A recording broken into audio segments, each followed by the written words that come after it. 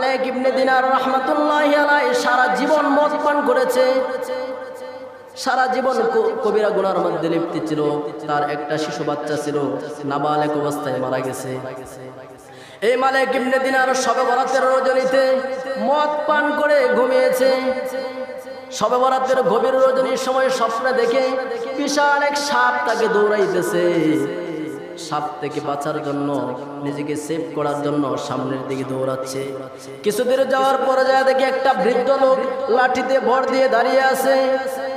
মালিক ইবনে দিনার ডেকে বলে, চাচা আপনি আমাকে একটু বাঁচান। বৃদ্ধ লোকটা ডেকে বলতেছে, বাবা তোমাকে বাঁচানোর মতো শক্তি আমার কাছে নাই, তুমি আর একটু সামনে অগ্রসর হও।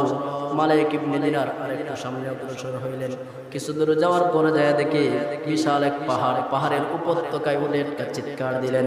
চিৎকার দেওয়ার সঙ্গে সঙ্গে দেখা যায় বালাখানা, বিশাল বড় বড় অট্টালিকা, বিল্ডিং।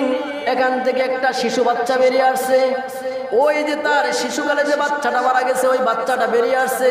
বাচ্চাটা এসে তার বাবাকে জড়িয়ে ধরে বলতেছে, আব্বা আপনি দৌড়াদৌড়ি করতেছেন কি জন্য? এবার মালিক ইবনে দিনার বলতেছে, মা তুই না শিশু অবস্থায় মারা গিয়েছিস, এখানে কেমনে আসলি?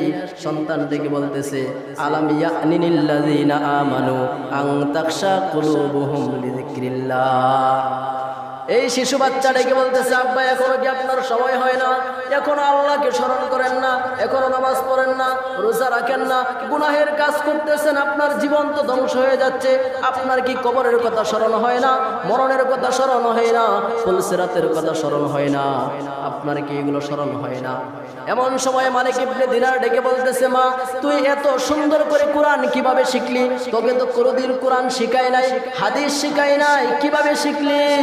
মেয়েটা ডেকে বলতেছে, বাবা ওই যে বিল্ডিংটা দেখতেছেন, আমার মতো শিশু বাচ্চা যারা আছে দুনিয়া থেকে যারা বিদায় নিয়ে নেয়, এদেরকে সব এই বিল্ডিং এর মধ্যে রাখা হয়। আর প্রতিদিন আল্লাহর পয়গম্বর ইব্রাহিম খলিলুল্লাহ প্রতিদিন এই শিশু বাচ্চাদেরকে কোরআন শিখায়। সুবহানাল্লাহ খান। প্রতিদিন কোরআন শিক্ষা দেয়, আমি ওই জায়গায় কোরআন শিখেছি। এবার মেয়েটাকে ডেকে বলতেছে, মালিক ইবনে দিনার বলে, মা তাহলে বলো দেখি এই যে সাপটা আমাকে দৌড়াইতেছে, সাপটা কি? আর এই বৃদ্ধ লোকটা যে দেখলাম লাঠি দিয়ে বড় দিয়ে দাঁড়িয়ে আছে, এই বৃদ্ধ লোকটা কি?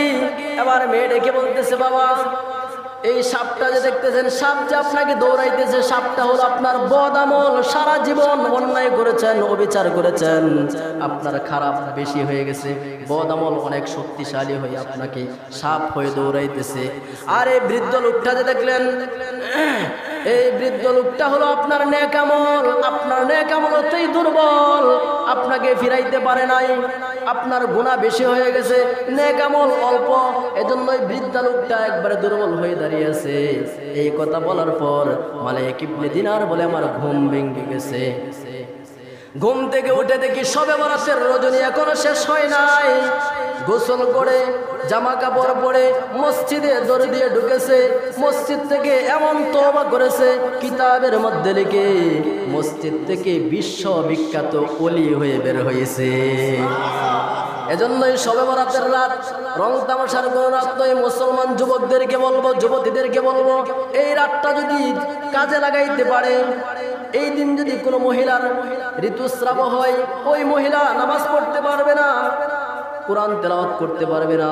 আল্লাহ পাক বলেন, না গোলাম কোরআন তেলাওয়াত করতে হবে না, তোমার জিকির করতে হবে না, তোমার নামাজও পড়া লাগবে না, তুমি শুধু দুই চোখের পানি ছেড়ে আল্লাহকে ডেকে বলবা, প্রভু আমাকে তুমি ক্ষমা করে দাও, তাহলে আমি তোমাকে ক্ষমা করে দিব।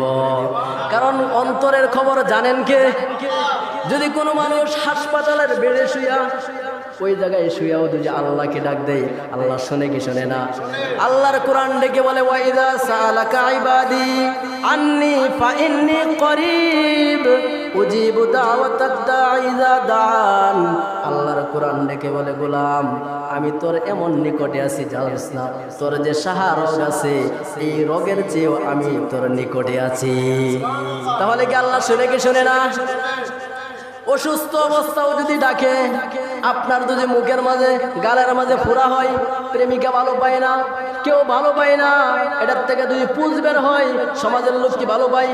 পাশে এসে বসে, কিন্তু আল্লাহ বলে, গোলাম তোর গায়ের মাঝে রোগ আছে, তোর গালের মাঝে পোড়া হয়েছে, পুজ বের হইতেছে, দুনিয়ার মানুষ তোকে ভালোবাসে না, ওই সময় হাসপাতালের বেডের মাঝে শুয়েও যদি তুই আমাকে আল্লাহ বলে ডাক দেস, আমি সন্তুষ্ট হইয়া তোর জিন্দিগির গুনাহ ক্ষমা করে দেই।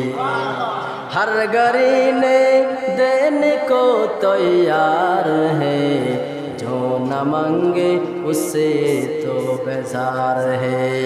আল্লাহ পাক বলেন যে আমি তোমাদেরকে মাফ করতে পছন্দ করি। সুবহানাল্লাহ গান।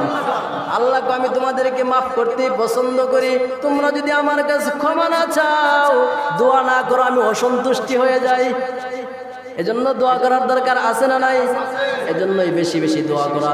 এই রাতটা অনেক গুরুত্বপূর্ণ।